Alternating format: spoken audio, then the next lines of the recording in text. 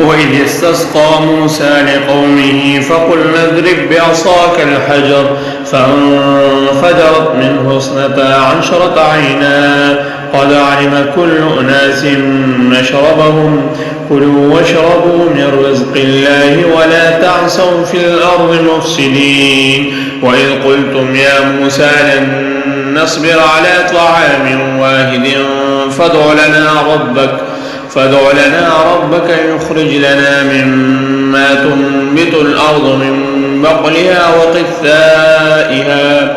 وقثائها وفومها وعدسها وبصلها قال أتستبدلون الذي هو أدنى بالذي هو خير اهبطوا مصرا